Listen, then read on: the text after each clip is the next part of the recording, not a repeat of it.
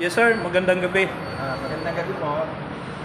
Ako po si Alfie Herrera, isang certified public accountant. Currently, handling finance manager sa isang oil importation company. I play billiards as my hobby.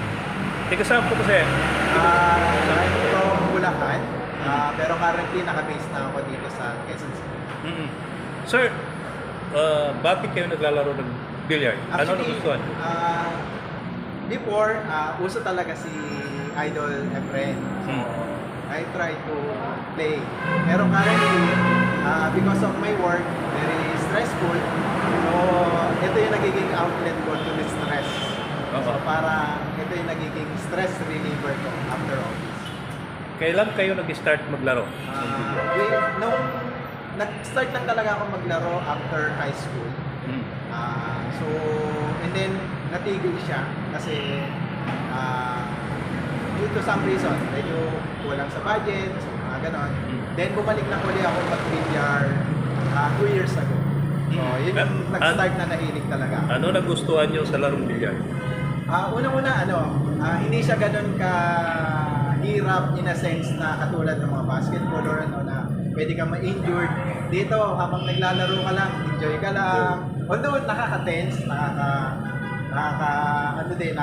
yung laro, pero syempre, wala ka dun sa isip na baka ma-injury ka dahil sa laro. So, then, at the same time, while playing billiards, nakakakilala ka ng maraming tao. Tulad yan, nakakaroon ka ng connections, yun, nagiging kaibigan mo na rin yung mga nakakalaro. Nakasali na ba kayo sir sa mga tournament? Yes, dami na po ako nasalihan. International? International, wala pa po. Local lang. Local lang. Kumusta na ba yung ano nyo? Actually, at first, pag naglalaro ako, hindi talaga to win. More on, makakilala lang ng ibang tao, mga ganon. Hindi siya talaga to win. Pero as I played the game, parang nagkakaroon ako ng eagerness na, ay, masarap din palang manalo. Yun. So, yun. Masaya ang experience sa pag-join ng tournament. Sir, bilang player ng billiard, dati kasi nakilala ang billiard, taya-taya lang. Yes. Parang nangyayari sugal. Gusto mabago ngayon yan ng Boxing Promotions ni Sir Perry, mawala yung ganong kaisipan. Ano po ang masasabi niyo doon?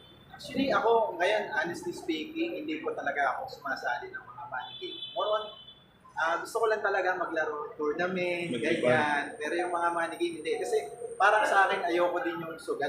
Gusto ko, naglalaro ako kasi, although may premium, may entry fee, pero not really yung nagsusugal ka. More on competitive ba na tipo na laro.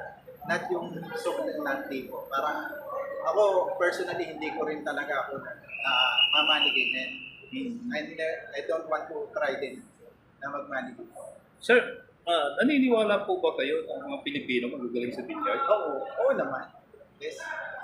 Ang dami na nating world titles. Kaya kilala talaga ang Philippines sa billiards. Sasali po kayo sa June 24 hanggang 30 na tournament. Ano po ang baon nyo? Alam nyo Yes po, panglaban mo?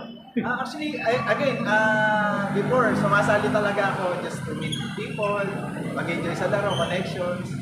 Yun, gano'n pa rin.